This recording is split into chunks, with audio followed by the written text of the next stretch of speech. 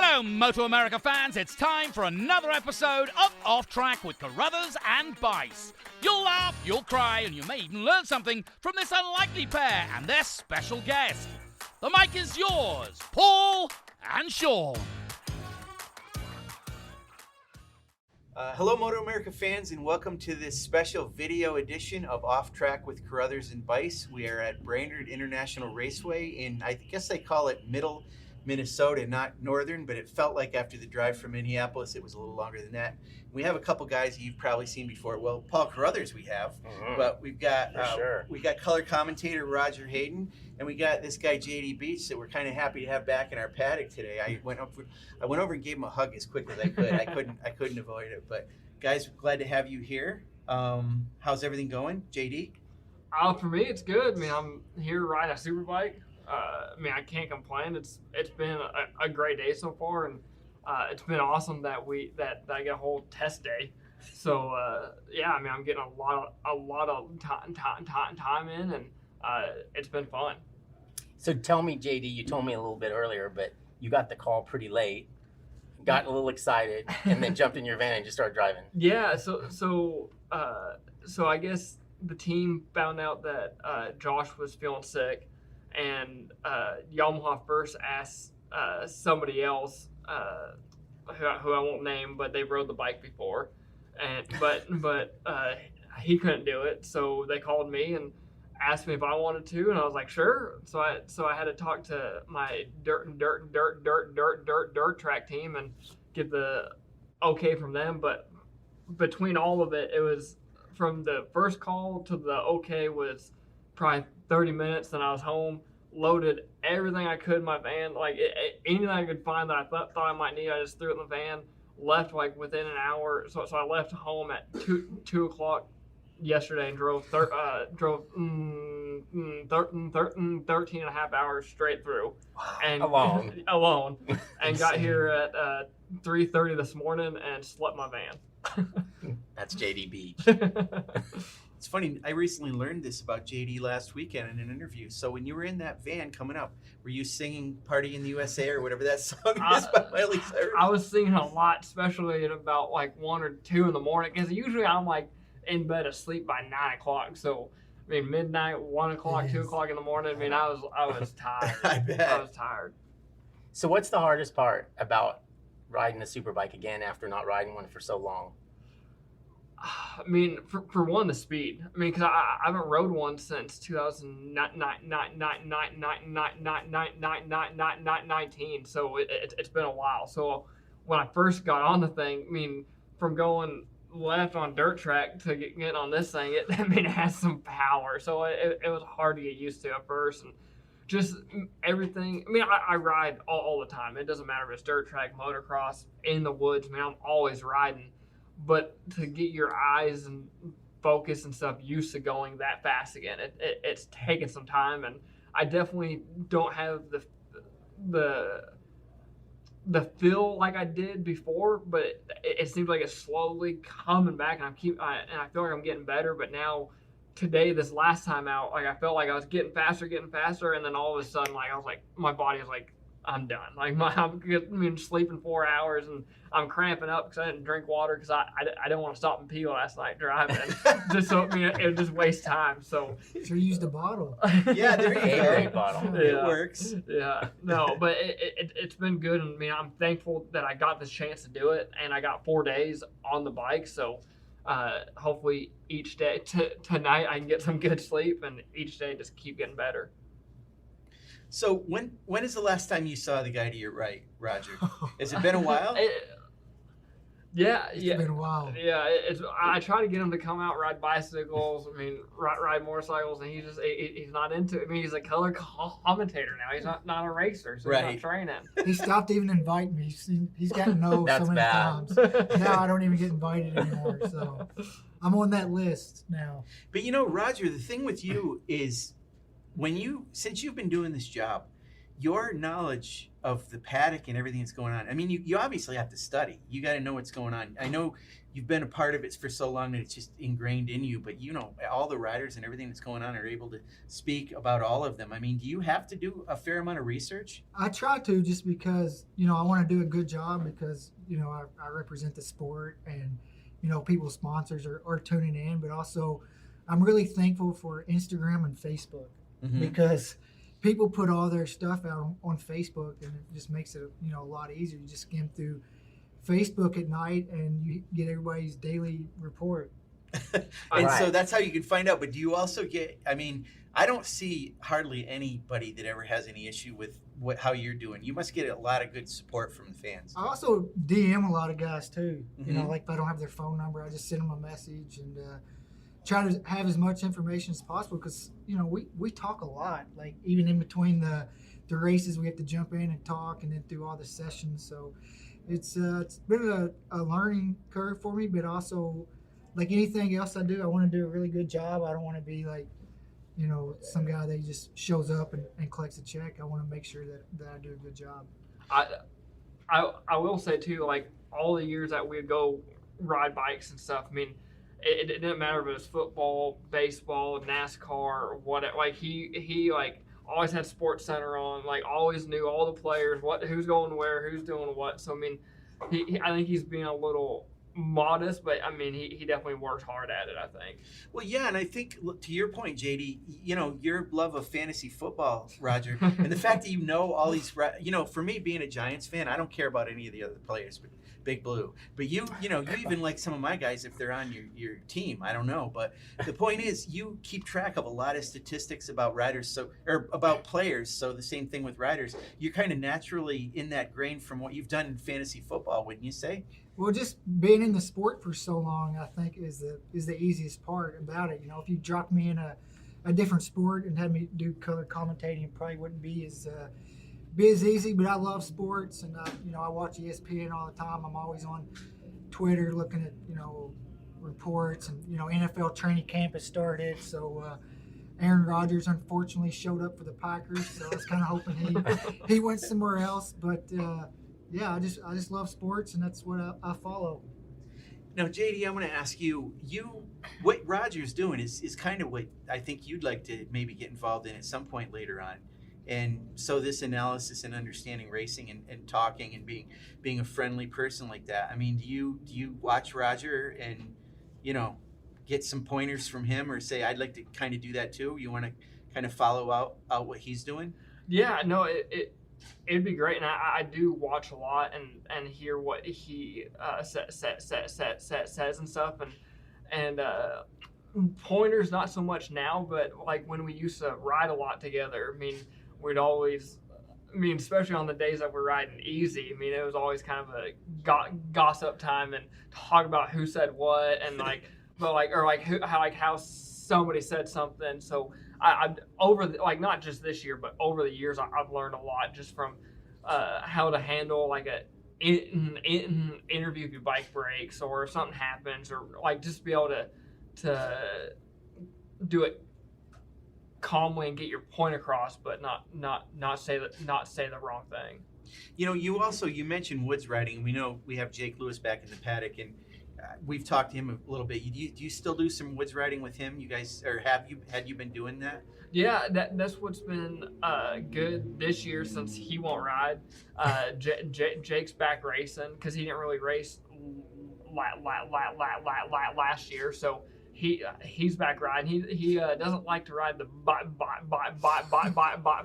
bicycle too much, so I'm still solo on that. But no, like riding turn tracks, riding in the woods and stuff. So he's always down for that. So yeah, so it's been good. Jake wants a piece of me in the woods, bad. Yeah, that's funny. Have you ever done woods riding? No, and I'm not going to because I know how fast he is. But I just always talk trash about it, and he wants me to come ride the woods so bad, but I'm not going to do it. He's way too short. He's too short. I mean, I struggle like with the height in the woods. So is that right? Yeah. So Jake's height is actually good. It seems like his arms and legs would get in the way of going around trees and stuff. No, it's way better. Especially like when you're in tight turns or going up a hill. Like for us, if you're going up a hill and you start falling over, you're going down. Jake can just stick his leg out walk it. Keep going. Yeah, just walk it.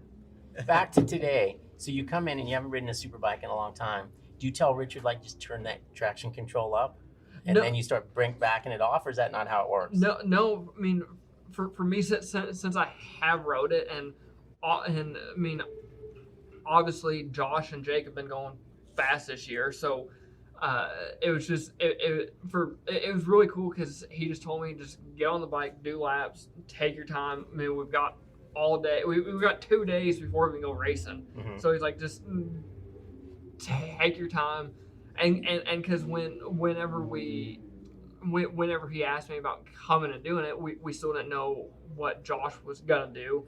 And but coming into it, I mean, I was gonna come and ride today because we knew he wasn't gonna be here today. So my original thing was, I'll come and do today, and if I get some laps in, it'll be great. And if I race, I race. If I don't, I mean, it was still awesome. I mean, It's a long drive not to race, though. Yeah, no, but with Josh, he's gonna be here, and he's gonna race, or he's gonna try and race. So for me, it's just doing laps, and luckily Richard's gonna gift me a bike to race. So I'll as long as everything goes smoothly, I'll get a race and just keep on working on the bike. I mean, of course, I've rode the bike for him before, so he knows how I ride and what I like, and it's been real calm, and we just been slowly just getting better and better. And It has to be a lot harder, I think, though, coming to a track that you've never raced before. So now you got to learn a bike. Yeah, that's true. That's probably totally different than the one you rode a couple years ago.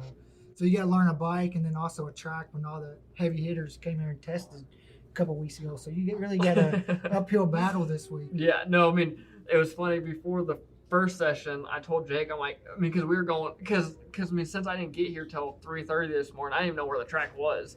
So we were leaving from the truck to go to the track. So I'm like, Jake, just let me follow you for a lap, so I even know how to get to the track. Like, I didn't know how to get back. Yeah, how to get back. And he's like, yeah, that's fine. I'm gonna go out there, ride about 50%, and it'll be fine. I'm like, that's gonna be 100% for me. And we go out, and he's just gone. So I'm like, I'm lost on the track, and because I looked at the track map, but like there's only so much you can get from that. And then there's the last long right-hander to the chicane. I first lap, I completely missed the chicane. I didn't even realize it turned back that far. So it has been challenging, and because this track has the super fast part in the beginning and then the super slow part, so it's like trying to remember. Hey, you don't want to get that mixed up. Yeah, yeah, exactly. So you're actually riding the spare, Yes. and Josh is the one parked there with the number 1 on it, Yes. on display. Yep. But now it'll obviously switch. Yep. Is there enough crew? That's what I was wondering. Yeah, so Josh's crew will stay the same, except for Lee will just be my guy. Okay. So Lee's gonna have a lot of work to do, because it's gonna be him. But I think I'm here and I want to do good, but since I'm not in the points or anything, I mean, I can help with tire warmers or whatever. But yeah, I mean, it's good. And your 2 buddies over in Europe are doing okay? Yeah. Yeah. Well, one of them didn't do so good the last time. He got himself in a little hot water. Yeah. No, they both been doing really good, and I've known Garrett for a long time, but I'm really close with Cameron, Right. and I bet I probably talk to him every day almost, and he's had his times where he's struggled a little bit, and I think it's a little hard for him. He's had so many years where he's been the man, so I think he struggled a little bit, and it's been. I've just been trying to do my part with him and boost him a little bit and help, and I do try. I'm not him, but I try and watch him and see if there's anything I can see that he's doing or that everybody else does that he doesn't do. Just try to help him improve a little bit.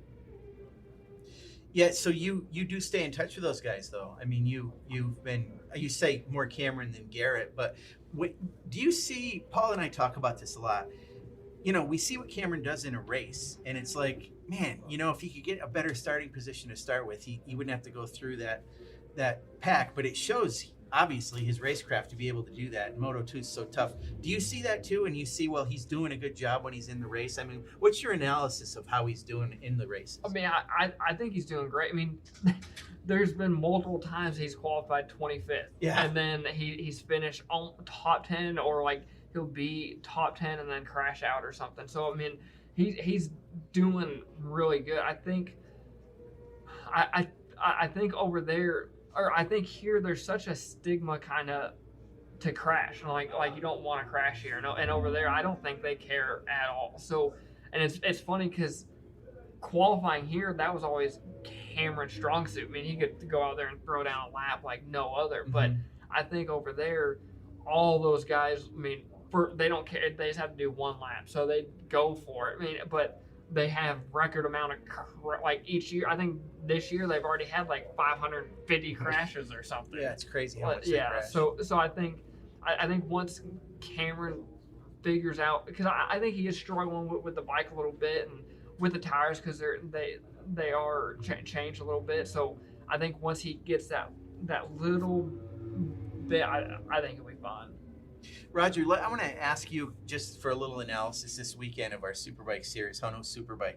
So obviously Jake Gagne's on this incredible winning streak, and it seems like now is a time where somebody's got to try to do something to break it. It's a little more of a level playing field. None of them seem to have any more laps than anybody else at this track. That's why they called me. Yeah, exactly. I was going to throw it in there as the equalizer. Yeah. But what do you think is going to happen? Do you think that Jake's going to continue that streak? Do you think maybe something will change this weekend? Well, looking by the lap times today, it kind of looks like it's going to possibly continue. But if somebody else wants to challenge him for the points, they need to get going this weekend and kind of stop the bleeding, because now he's almost got well over 2 race lead in the points. So halfway part of the season, I think, was at Laguna. So I think if anybody wants to challenge him, because his pace is so high, I don't think on his bad weekend he would finish off the podium. Mm-hmm. So if somebody wants to get back in the title fight, I think it's going to have to start this weekend, and somebody's going to have to go on the run that he's been on since VIR. And same, how about Super Sport? I mean, obviously Richie Escalante needs to make something happen this weekend, wouldn't you say, to stop Sean? Yeah, Sean's on a roll right now, and just looks like he's just mentally a lot stronger this year, and just really wants to prove a point. And I think if Richie wants to get back into it, he's got to do the same thing. You got to start winning some races, and it's kind of like the same thing.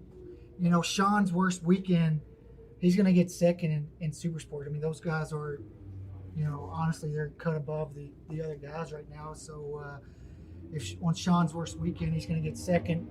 Really bad weekend, he's still going to get third. So Richie's going to have to start winning some races, because it's only 5 points from first to second. He's got to make up over 30.